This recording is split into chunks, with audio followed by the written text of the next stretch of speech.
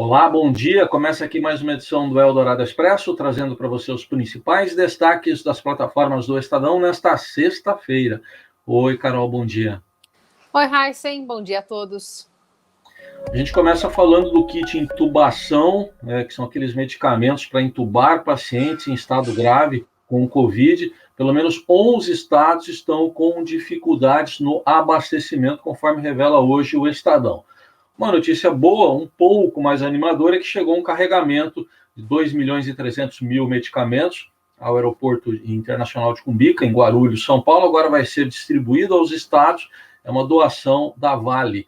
E o ministro da Saúde, Marcelo Queiroga, subiu o tom ontem em relação a essa falta de medicamentos, disse que os estados também podem comprar, em vez de ficarem mandando ofícios ao Ministério da Saúde, como fez o estado de São Paulo. Mas o detalhe é que o próprio Ministério da Saúde recentemente requisitou esses medicamentos para a distribuição aos estados. Com isso, os estados não puderam fazer compras diretas. Esses medicamentos são importantíssimos para manter uma condição humanitária, pelo menos, de atendimento a pacientes intubados.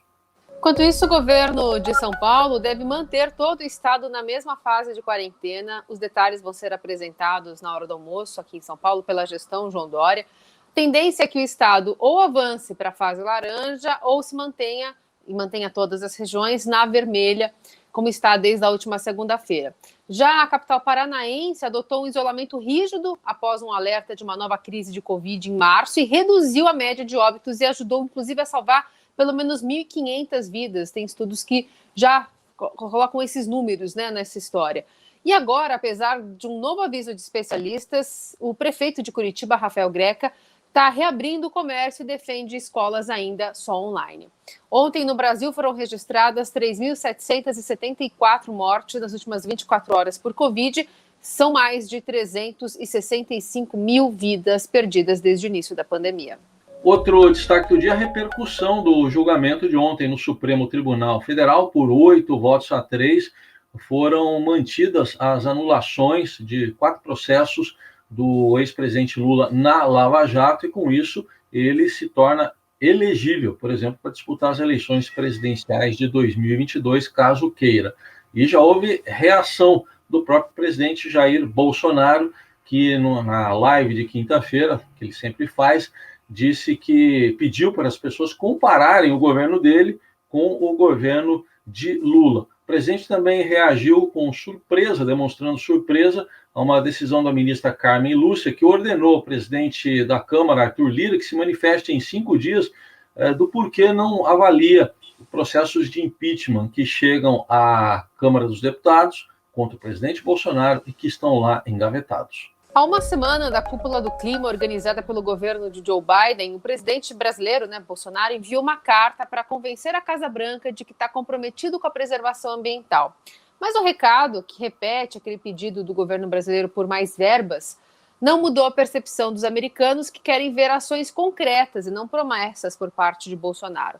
Ao mesmo tempo, por aqui, outra questão relacionada ao meio ambiente acontece. O diretor-geral da Polícia Federal, o Paulo Maurinho, decidiu trocar a chefia de superintendência do Amazonas, substituindo o atual ocupante do cargo, Alexandre Saraiva, por outro delegado. E essa decisão ocorre num timing curioso.